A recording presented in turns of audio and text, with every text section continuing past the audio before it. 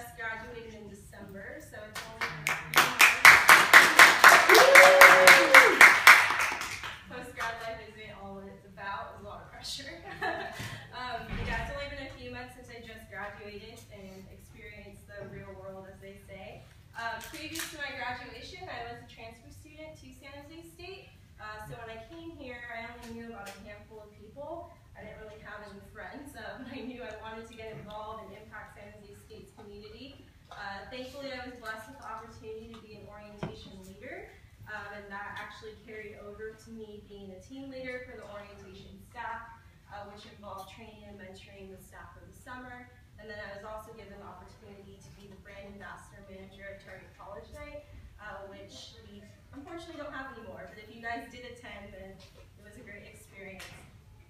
So just to share my story with you guys, every time I received a position regarding leadership, like orientation or team leader, obviously I was super excited to receive this role. And I'm sure you guys have maybe gotten a job or a position that you're like super stoked and excited to start it.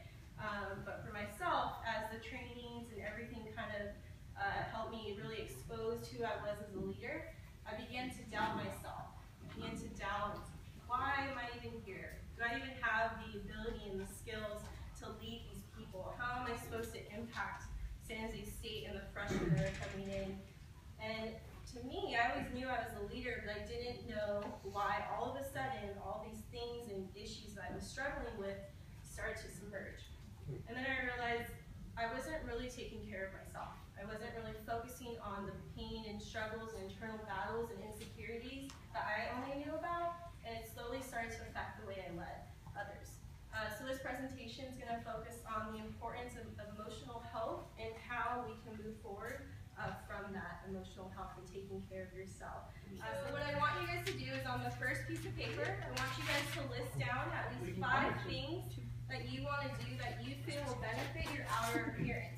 And so what I mean by that is, what do you want to do that people see out here that you want to maybe change or improve? So that can be anything from getting a haircut, getting your nails done, going to the gym, brushing your teeth. I hope you guys do that. Shopping for new clothes, etc. So go ahead and take a couple of moments to write down at least 5 of those things that you feel will improve your outer appearance. Cool. So the next activity, I'm going to ask you guys to dive a little deeper within yourselves. So within the next few minutes, I want you guys to identify what you need to improve on or give more attention to what's inside. So your emotional health. So use a separate piece of paper. So what matters to you that maybe only you know the answer to? What struggle or internal battle or insecurity are you going through that maybe others have no clue, only you know that?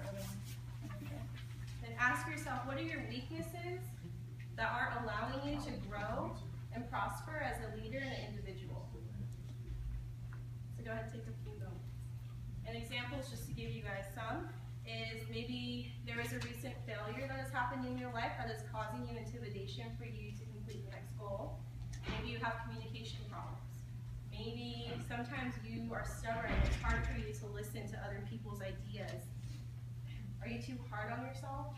Are you giving enough credit for the things that you do in your life? So go ahead and take a few moments and write down at least 5. I'm challenging you guys to write down at least 5. If you guys don't make it to 5, that's totally okay.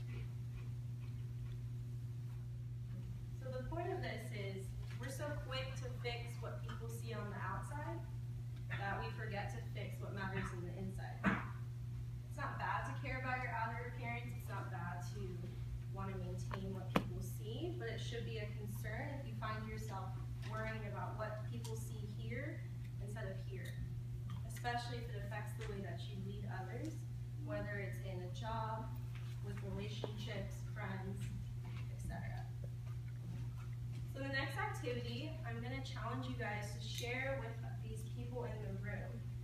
How I'm going to facilitate this is you guys are going to partner up with somebody in this open space. You guys are going to read each other's, and then when you are finished, you're going to simply just give a nod or a smile. It's going to be a silent activity, so you guys will not be discussing this. You're simply just going to pair up with one person, read what they wrote down on their paper, and then once you guys are finished, nod, high five, I don't know, and then move on to the next person. So the purpose of this activity was you acknowledging in that and participating allowed you to recognize the struggles that you need to do in order to take care of yourself and how to accomplish those struggles. As a former SJC student, I can understand how it feels when you, one, you have to worry about school, you have commitments to other people, you're involved in organizations or Greek life. I can understand that by the time you know it, by the end of the day, it's time to go to bed and a new one starts, where you don't give that attention to yourself. It's so easy for us to distract ourselves with what we're involved in, whether that's organizations or Greek life or school, which is the most important, studying, midterms, homework, exams, how you're going to fit this event into your schedule, how you're going to go to this event after that. And we often overwhelm ourselves with the commitments that we've made to other people that we forget to commit to ourselves. So when you guys were roaming around the room and reading each other's, did you guys see any similarities amongst each other? Yes. Good amount? Roughly? So as leaders, I think we're aware of what we need to work on, or maybe we know what we need to address, but we just don't know where to begin. And the purpose of this activity is to know that you're not alone. Each of you guys are probably strangers to each other. Maybe you guys know each other, maybe you don't. But each of us struggle with similar things as leaders. So when you feel alone, know that you're not. So the next step is we're going to talk about what we could do moving forward in order to address our emotional health and put that first. So starting today, I'm going to challenge you guys to maybe implement what I suggest in your life. And if you choose to do that, that's great. If you want to put your own spin on it, that's even better.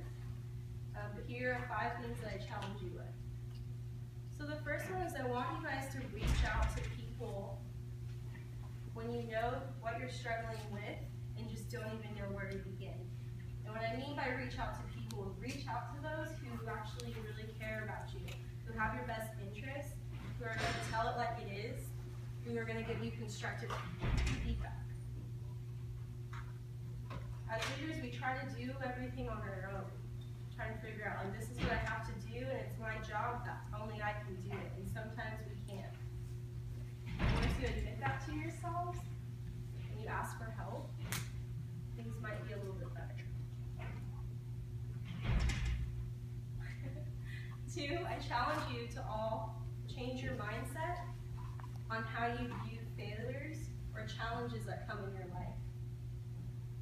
When we fail or something doesn't go the way that we plan, it's become natural for us human beings to quickly question what's wrong with us. What's wrong with me? What did I do wrong? Why didn't this person agree to my idea? Why can't my idea be heard? Why can I get favoritism? Why didn't I get that position? I deserved it. Maybe I'm not worthy. Maybe I'm not the best that I think I can be. Be the first to admit failure isn't easy to deal with. Straight up, it's not a walk in a park. When you deal with failure, it's a long process. It's not something that you say, I accept I failed, next morning everything's great. Sometimes you're going to have good days, you're going to feel empowered to take on the next thing, and then something may trigger your failure, and then you're back to square one again. But I challenge you that next time that you fail or something doesn't go right the way you want it to be, ask yourself, instead of looking at failure as a negativity, ask, well, how can I grow from this? It's challenging to do, but I know you guys have it in you. How can you grow from this experience? What did I do that maybe I can improve on? Did I speak to somebody a certain way that maybe didn't get their support? How can I change that next time? So I challenge you to change your mindset on failures.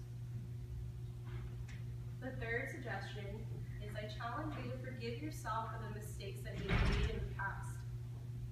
As leaders, we're not perfect. We constantly make mistakes in our organizations. We don't deliver what we want to say correctly. Sometimes we offend people. Sometimes we're not considerate of other people's beliefs. Sometimes we're stubborn and don't want to listen to anyone. It's my way or the highway. Maybe we're not open to change. And as leaders, maybe we sometimes recognize that. Maybe we recognize, like, okay, I should have done that differently. But instead of addressing it, we just shove it under the rug and don't really forgive ourselves. Forgiving yourself, whether it was something in the past that you did, allows you to free yourself from that negative mindset. It allows you to continue moving forward on your journey as a leader, and it doesn't hold you back as like a chain following you around everything that you do in life. Fourth is I challenge you to be open to your feedback from teammates and learning from other people's experiences. So there's plenty of resources, books, presentations, TED Talks, this presentation, that can help you improve to be a leader. But I'm pretty positive that the best resource that we have is each other. It's the people that you're working with, the people that maybe know how you lead and are willing to help you. If you're challenged with the way that somebody leads, or you maybe don't really understand why they believe that, or why they work a certain way, instead of you being so quick to be like, well, I just don't work with that person. I just can't. Like, we just don't get along. I challenge you to figure out and talk to that person, have an open conversation, and find out why they lead the way they do. We each have different experiences. We each have grown up a certain way, and that has contributed to who we are as individuals, which affects the way that we lead and handle things. So I challenge you that next time you don't understand the process that somebody chooses to take, learn from it and allow your leadership skills to grow from other people's experiences. Be open to change and be open to learning from others. And 5, the one I think that we all struggle with the most, including myself, is give credit to yourself. Us as individuals and leaders, we are put in situations that are challenging. It's not the easiest to deal with. We have our own struggles, our own insecurities, our own past mistakes, our own battles. And it's so easy for us when things go wrong to think about all of that instead of thinking about what have I done for myself that's positive. So next time you're down and maybe something doesn't go your way and you start feeding into that negative mindset, I challenge you to think about all that you've accomplished as an individual. Look at everything that you have done since birth, whether you've had support or not, whether you have people rallying for you or rallying against you. Think about everything that you've done, even as a student here, I'm saying as a state, things that you've done in your organization, your fraternity, your sorority, whether you're an RA, orientation leader, anything that you do on campus. Reflect on the growth that you've done for yourself. You may have had people help you along the way, but ultimately you did that yourself. And you need to give credit to that. Because we don't give each other and ourselves enough credit that we should be. We go through a lot of stuff on a daily basis, and it's not easy sometimes. Embrace and be proud of your struggles. Don't let others define you, define yourself. Don't let your struggles define who you are and where you're going in life. Acknowledge them, embrace them, and accept them, and move forward. By taking care of your emotional health, it allows you to identify what you believe in, what you value, and what emotions that lead you to motivate you to be the leader that you are. Putting your emotional health first allows you to have a better understanding of yourself and changes the way that you look at challenges and failures and changes the negative mindset. The next time that you guys doubt yourself, know that you're not alone, that people believe in you,